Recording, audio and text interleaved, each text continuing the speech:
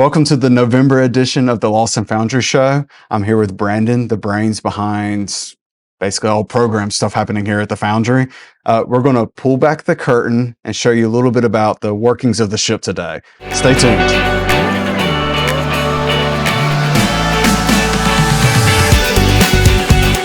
November edition of the Lost and Foundry Show. Thanks for joining us again.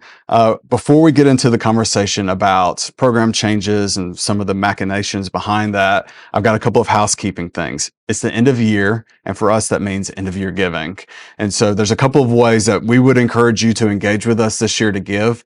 Obviously, we have the change, lots of momentum there. I've seen quite a few new people join the change. Really excited about that. Every week we're seeing someone join, and I'm just glad that you guys are engaging with us.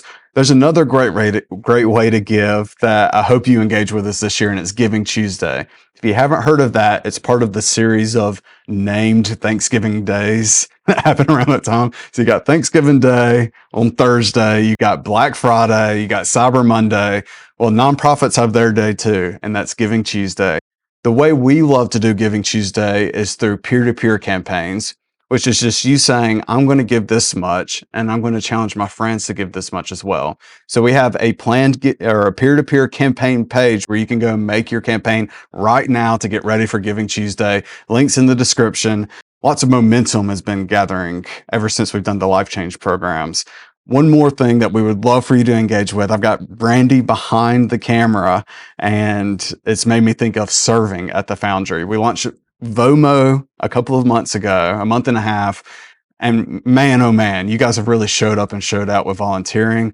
Lots of people showing up for the speaking engagements, writing note cards, all that stuff. Go to our volunteer hub, join the Foundry, check out the opportunity, see how you can get involved. Let's get right into it. Let's talk about Life Change programs. We launched it early September.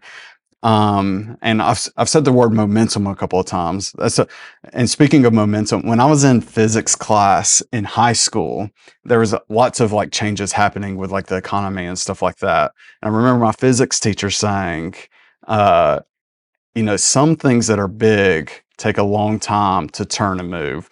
There's shipping containers is the first thing I think of. The biggest shipping container in the world is the Emma Mesk, which is whatever country's shipping container ship. It has a mile wide turning radius. So if it has to turn around, it needs like a mile to do it. It takes it 5 miles to stop. It's like this idea of momentum is very relevant in our lives with like cars and stuff. And with our businesses, it's the same way. And the nonprofit's the same way. And maybe more so in a nonprofit because we get like stuck in our ways and we want to do the same way, and we think we've got the right way to do it. And what needs to change is the people that are doing it, not the process that you do it by. So let's talk a little bit about, we have all this momentum as a ministry. Why do we say, we're going to look at a different way of doing it, go a different direction? When I think of the Foundry, before I came to work at the Foundry, I always associated the Foundry with a lot of momentum. Really, from the mid '90s, it was just the impact and the influence it had, not just in West Jefferson County, but really region wide across the U.S., southeastern U.S. It was truly amazing. But it didn't start off that way. It started off as a very, humble rescue mission that held people hostage for 30 minutes for a devotion before they would feed them, and a few mattresses in the floor for the evening, and the next morning something to eat, and then we'll see you later, again that evening. And it was like that for a long time, and there was nothing wrong with that. But there was a point, there was a catalyst that happened about 26 years ago, and the Foundry never looked the same. So it picked up this momentum. It picked up, of course, the mass, the weight of one program after another, and then, of course, just trying to say yes to as many people as possible really fueled that growth and that trajectory of the Foundry. Yeah, and if you want to see the history of the Foundry, we have a great 50th anniversary video that kind of goes back to the history of what we've done. I'll link that up in the description as well. A few years ago, knowing that our region had changed, that addiction itself, how it was dealt with, the individuals struggling with substance use disorders were different generations. They had different priorities. They had different needs. And we want to remain relevant. But here we have this juggernaut of programs and enterprises and charity events and volunteers and all the totality of the things. And our clients don't react well to change.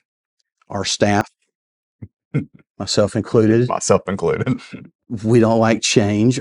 Volunteers who've been with the Foundry for 20 years, they don't like change.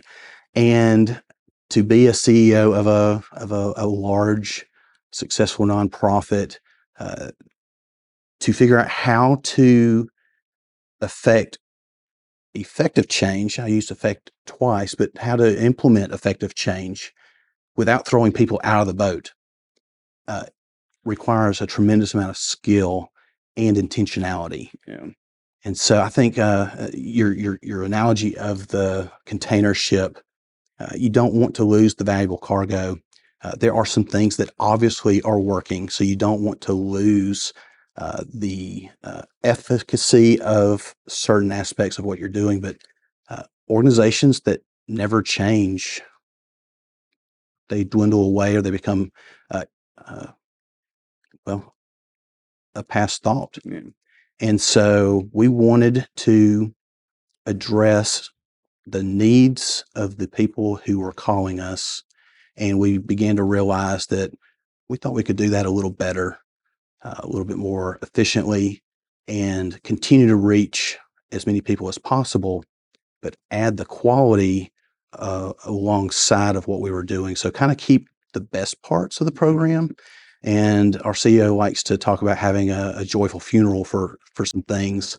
And I think everyone out there can think of something at your place of employment or your church or your home that really needs a joyful funeral.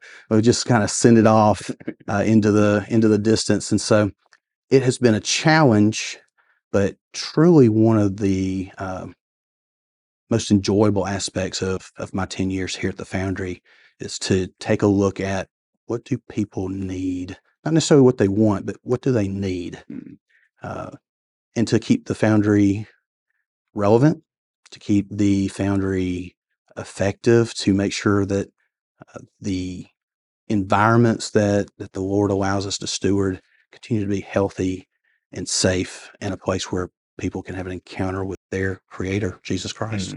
Yeah, I would imagine when Chick-fil-A was trying to figure out how to fix their whatever issues they were having that caused them to say, well, let's put people out there with iPads taking down orders. The question wasn't, we have a bad chicken sandwich, let's fix the chicken sandwich. It was, so we had to look at what's the actual problem? How do we fix our chicken sandwich, which is really a drive-through line that needed to be fixed? So let's talk about that. The first word is momentum. I think the second word is balance. So, and the balance I think I'm thinking of is between accessibility and quality, right?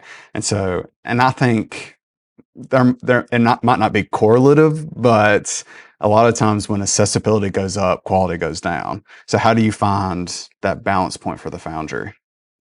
In the 25-year period that we're kind of discussing,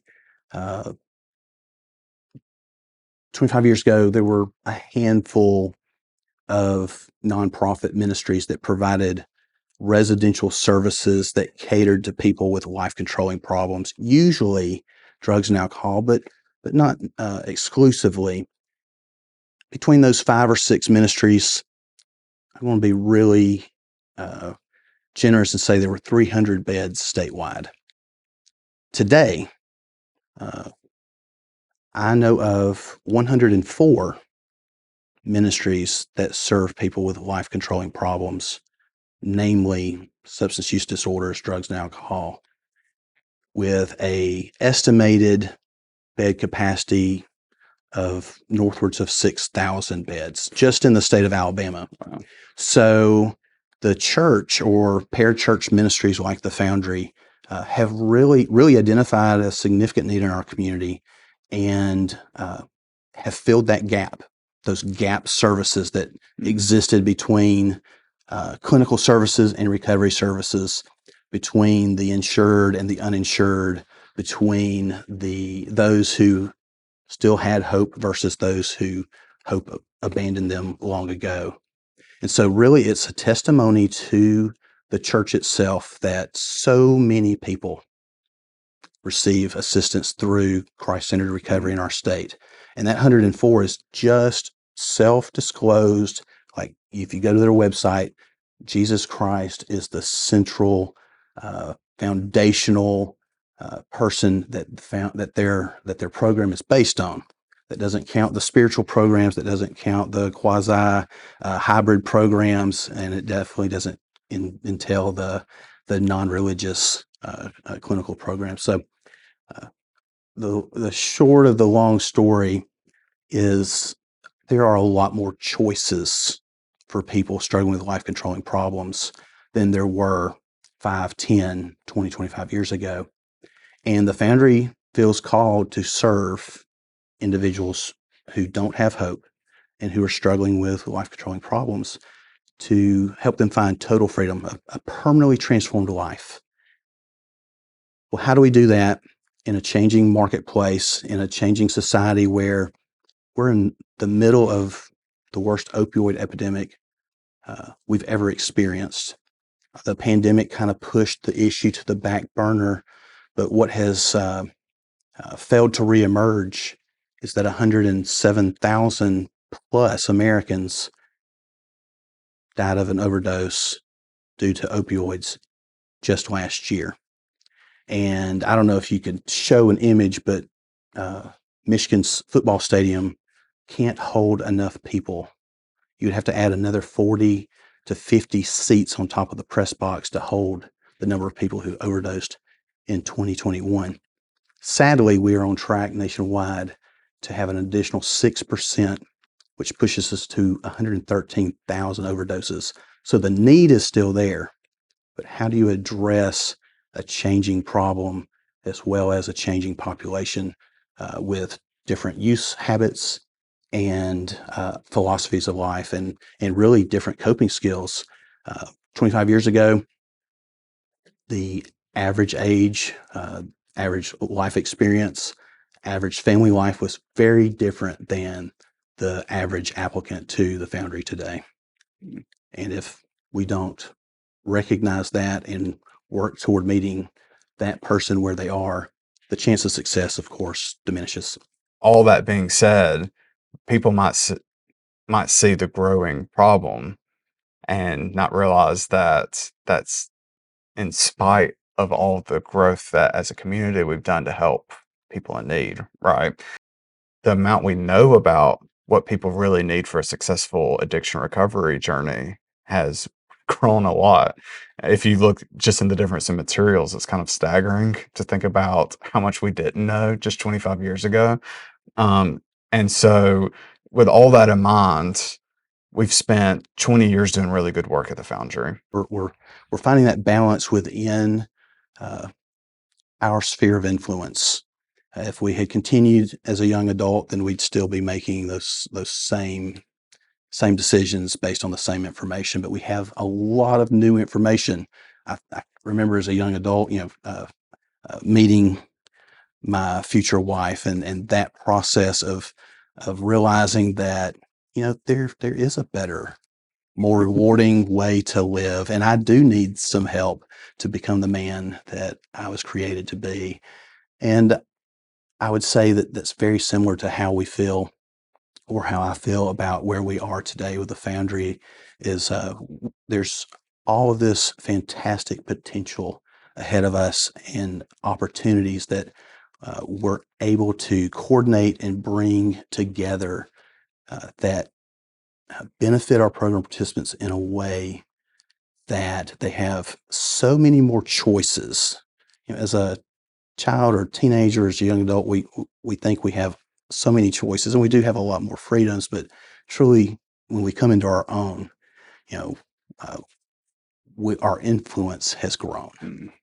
And so that balance moves into a level of influence in so many different ways. It's kind of hard to articulate how many different ways this opportunity to change our programs has impacted the people that we serve directly, their families, and other ministries that have come alongside us, and other Christ-centered ministries that we have the privilege of partnering with. It's been a long process. It has been a long process. It's been years in the making. Yeah. We didn't just change the program overnight, and of course, we did this in the middle of a pandemic where there were so many uncertainties for so many people, and residential recovery programming was not really tops or first choice for many people at all. And so there were some very real struggles involved in maintaining what we had, while at the same time dreaming and envisioning about how to be more accessible and maintain or improve the value of the ministry that we provide here at the Foundry. Yeah. But Brandon's been tinkering with some of the ideas of what we were going to do here for quite a while. He sent me a text message or an email at one point saying, could I attend a meeting? And it was the first meeting where we were talking about what these changes are going to be. He wanted me to show up with a camera, and we spent like an hour or 2 hours with me. He pitched the vision to all of our program directors, and they fought him on it for about an hour. And I've got a video of me recording him. And every time someone said something, I was whipping around trying to capture all of the like thoughts behind. And that was over 2 years ago. So even just that part of it has been years in the making. So let's go back to 2 months ago. We're launching these changes. Let's talk about what were some of the first quirks of the new system that didn't go right. Quirks of the new system. You could almost say the entire system is quirky. We feel like we have moved to our truer self, our true identity, whereas situations may have forced us to make decisions that we didn't want to make, or trim or cut or add or move or shift. And with the intentionality and the planning to be able to tweak that philosophy, but also instill a new theme. I think the quirkiness of being honest, intellectually honest with ourselves, to be able to figure out a way to articulate it to our program participants in a way that's transparent and genuine, and easy enough to grasp. And so when you take such complicated themes and you try to boil them down to a few simple words, some people are really good at it. Some people are not. Some organizations are really good at it. Some organizations are not. But we settled on 2 words to help our program participants make the shift. So we didn't throw anyone off the boat, but at the same time, the 2 words are steering almost every decision that's made. And those 2 words were grow and give. So forward-looking, what we market to the public or to potential clients, we're often considered a rehab or a drug and alcohol recovery program. And yes, we can be named or considered those things. That's not incorrect. But at heart, we're a discipleship ministry. Now, that's very churchy's. That's what is discipleship? That sounds like a cult, and so it doesn't translate into modern culture. But at heart, it's really just about making followers of Christ, connecting people with Christ, and those people connect people to Christ, and those people connect people to Christ. And for 2,000 years, that's how it has worked. It's been a relational system of connecting people. And to boil that down into 2 words of we came here to grow, and when we grow, there's something within us that compels us to give. And when we give, we can't help but to grow. Yeah, and then the natural reaction to growing in Christ is to immediately go and give. It's like you've charged a piece of metal with and made it a magnet. It's like that immediately wants to go and bounce off to the next thing, right? It does, and so we've seen that. That's not a new concept at Yeah. all to life transformational ministries or life change ministries. Um, but to be able to boil that down and to match it with the existing philosophy of the Foundry, which helps us stand out from many of the charities and ministries in America, we still believe that everyone who walks through the door brings value to the conversation and is a partner in this process with us. It's really essential that all program participants are invested in their own life recovery, because if we are more concerned about their recovery than they are, that's a dysfunctional and unhealthy relationship. And so, with the give and grow model, it can be replicated and those principles can be applied to the different components of our program or the different stages of life that our program participants are in, whether it's their emotional life, their physical life, their social life, or their spiritual life. So Hmm. it just, uh, I think it's an opportunity, but at the same time, incredibly quirky to melt your program Yeah. down and give it a 2-word theme of grow and give, and to be able to articulate that in a way that multiple generations with real life problems can relate to and apply to their own life. It's the simplicity of it is quirky, and the kind of the hubris of thinking that we could take this overarching theme that Hmm. and all the multiple factors involved in recovery and what brought people to the Foundry to begin with can fit in this neat little box. And of course, we know life never fits in a neat little If box. you guys could see the first schedule that Brendan made me put together, or even the working one we have, it's not simple. Maybe Hunter will flash that up on the screen. I don't know. You don't want to see it. You I'll show it don't. for you guys. Uh, I think the interesting thing is, as someone who's been part of a church or church for a long time, many times with new Christians or newly on fire Christians, or however you say that, they become really excited about doing something, and then we tend to accidentally hold them back, right? They'll say, I want to go do this. And you're like, well, we've done something like that before and it doesn't work. But what tends to work well is to say, hey, we've just taught you this new tool. Now, why don't you go out and use this tool? So the big part of Give and Grow Weeks is us saying, grow in this area. Now, here's a way where you can take this new thing you've learned and apply it to real life. And I think that's really cool. And it's a very intentional way of doing ministry. It's too, like when you get on the court, you practice a new thing and you practice a drill and it doesn't really make sense. And then the coach says, well, this is how you use it on the courts. Right. And so it's all about equipping. And I'm the kind of person that doesn't learn by learn, like I need to go do it. Right. And so I think most people are probably that way, where you don't really get it until you've practiced really doing it. fun part has been learning as we go. And I think Micah has really allowed us the flexibility to be successful by allowing us the opportunity to try things that are not successful. Mm. Most of the significant program changes, whether anyone recognized it or not, we actually did trial versions with those partners or that curriculum or that program component on one of our campuses somewhere before we rolled it out to everyone. And it never rolled out the way we thought it would. And uh, we always got fantastic feedback, good and bad. I think that's one of the great things about here at the Foundry is uh, we've always, and Micah has always insisted on being able to evaluate the things that we do. And our program changes initially began from the data that we collected from the people who applied, from the people who had actually been here and graduated, from our volunteers, from our community stakeholders.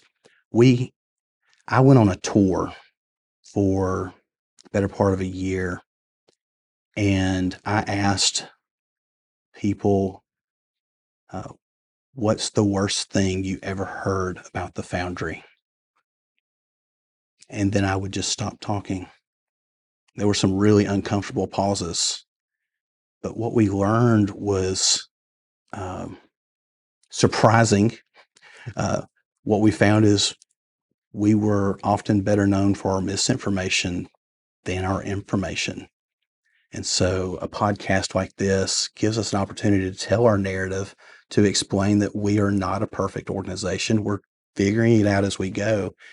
And we have allowed, or we've moved that same grace to our program participants because they're learning as they go, or they're learning as they grow. And as they grow, they'll get a chance, kind of in that apprenticeship role, to give. And sometimes it doesn't work out, and we come back and we figure out how to address that and grow again. And so it's really that model. God's mercies are new every day. And we know that we live in a fallen world with our fallen natures, and every system around us is fallen. And so we've really, for the last couple of years, we've kind of had a theme, whether it's between our staff and our program participants, or staff to staff, department to department, of I've literally told my peers and counterparts here, let's give each other some grace. Let's just assume that something's not going to go right, and we'll work together to fix it. That has made the Foundry a fantastic place to serve. This expectation of excellence is fantastic. I want to be and serve and be part of something excellent. But perfection is an unreasonable expectation.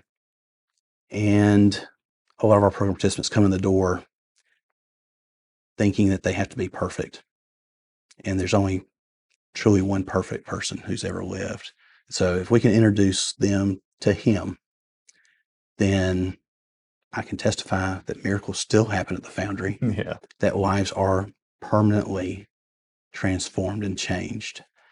And we get the privilege of being along for that ride, and at the same time, trying some things that add some value, resources, life skills to a journey and an opportunity that not many people really get. If you think about what happens at the Foundry or ministries like the Foundry, it's not a timeout. It's not a jail sentence. It's not an opportunity to hide and avoid. It's a very proactive opportunity where people literally have to be invested in a progress-based plan. And if they do that, if they'll participate, then they'll reap the benefit of a life well lived and served here at the Foundry. I'll close this statement with this foundational kind of philosophy statement. The individuals, the men and women who live at the Foundry, we don't call them clients. We don't call them patients. We don't call them students. We call them participants. And that's really very intentional to the heart of what began here more than 25 years ago. The first page of our program participant guidelines, we explain that it's very intentional that we call you a participant. Because if you came here wanting to find your miracle, wanting to put your family back together, wanting to have the judge find in your favor, wanting to reconcile with your children, wanting to find physical health again, wanting to find mental health again, whatever it is that you came to the Foundry, whatever miracle it was or miracles you're looking for, it's finding a new identity in Christ, but also realizing that you're not a passive observer, and that the more you put into the opportunities in front of you, whether it's here or 10 years from now, God can use that and bless that. Our grandmothers are right. The more you put into it, the more you get out of it. The Foundry doesn't save people. Brandon doesn't save people. We can't save ourselves. I definitely don't want to trust myself to save myself. Christ does the saving, but he does use people, places, and things that are within his plan. And it's an honor to serve hurting men and women who desire a new life and a life more abundant. Yeah, well said. And speaking of the why, thank you for joining us and telling us a little bit about the why of what we're doing here, the changes we're making. I think everybody I've talked to has said that the changes have been unanimously good across the board. It's generous to say unanimously. Yeah. I can say that not quite, but yes, overwhelmingly tremendous feedback. Yeah. Okay. If everyone's happy at the Foundry, I've usually done something wrong. Okay. Well, in my mind, it's been unanimously good, just for me. So yeah, thank you for joining us. Great conversation. I hope you got a lot out of the conversation. Before we end today, don't forget to join the change. If you haven't joined the change, go to Vomo, to our volunteer hub, to see how you could volunteer and serve. Get your Giving Tuesday campaign ready by going to the link in the description. All the links will be down there in the description. Next month, I have a really cool podcast that I can't wait for you guys to see. It's going to be, the last few podcasts have been a little bit thinky or lots of information. We're going to disperse with all that next month. We're going to have a staff Christmas party podcast next month. I'm going to get hopefully Brandon, Micah, Daryl, all of the development staff. We're going to have a big party, lots of games, activities. We're going to get to know each other a little bit better. We're going to do it as live and unedited as possible. So I can't wait for you guys to see that. Thanks for joining us this November. See you in December. Have a great week.